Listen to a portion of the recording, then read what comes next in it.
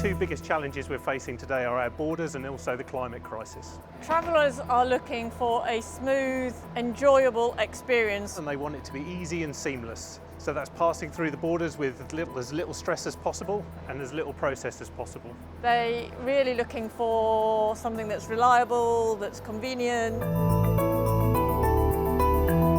International travellers, they want sustainable travel, so we're seeing businesses want to do the right thing as well and send colleagues on business trips sustainably. But unfortunately, they very rarely get that experience or that choice. The decades of borderless travel to Europe seem to be over.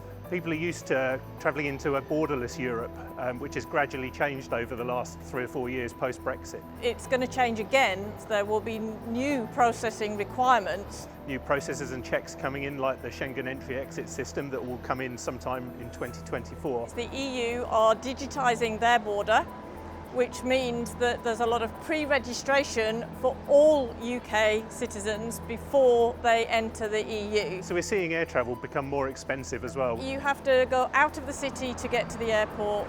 Once you're at the airport, you've got the various different processes of check-in, of security, of waiting in a lounge, waiting in a gate room before you board your flight. It's quite a disjointed experience. We're also seeing a slightly more conscious traveller, somebody who worries about their carbon footprint.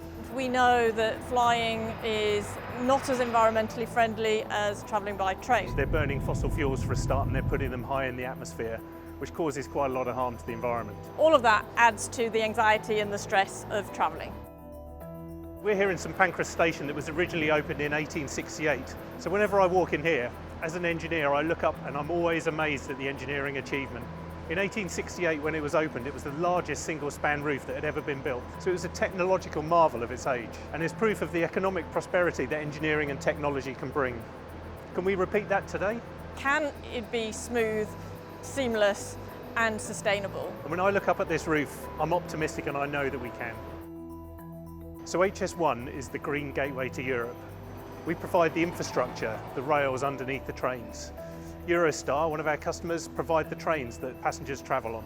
Of course, we rely on each other. We need High-Speed 1 to provide good signage for our customers to be able to access the Eurostar services. You're delivering a seamless, smooth passenger experience from city centre to city centre is at the core of what we're trying to deliver. From city centre to city centre, and that's whether you're travelling from London to Paris, Brussels or Amsterdam. All of the border control is done together.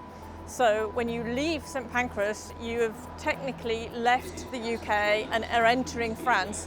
So when you land at the other side, you are straight through, you walk straight off the train and you're straight into Paris. And at Eurostar, we've invested massively in infrastructure, we've invested in border e-gates, and indeed we'll be renewing that with new generation e-gates, more reliable, quicker, and really giving that better experience for our customers. On peak days, we see over 20,000 passengers coming through St Pancras International.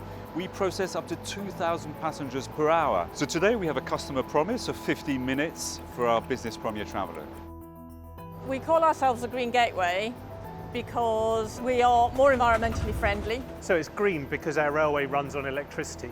So 40% of our electricity comes from guaranteed renewable sources.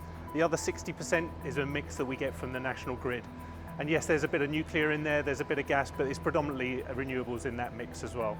100% of our energy that we consume in Holland is from renewable sources. A passenger running from London to Amsterdam will only emit 5.5 grams of CO2 per kilometre on our trains.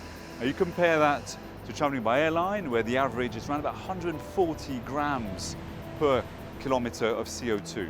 It's quite considerable. So a high-speed train uses only 10% of the carbon that a short-haul flight would use.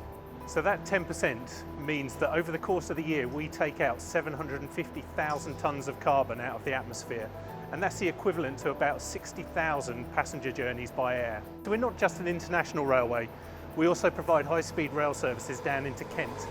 And with a fantastically connected station at St Pancras, we also connect to King's Cross for journeys north, and Euston's not far up the road either. We have services that run from Bedford to Brighton or through to Ashford and Folkestone. We're merging with Thalys, and that enables us to give further destinations in continental Europe through our Brussels hub, that we're looking to develop.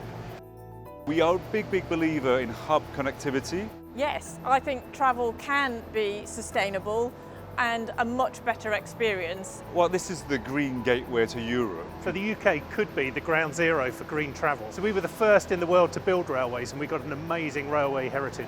So that means we don't have to build the infrastructure, we've already got it. So our job is to modernise it and put more trains on the tracks. We are becoming this real backbone of high-speed international rail travel, and that needs bigger facilities, and High Speed 1 and Eurostar are working to deliver that over the next few years. Green travel and international travel can bring a step change.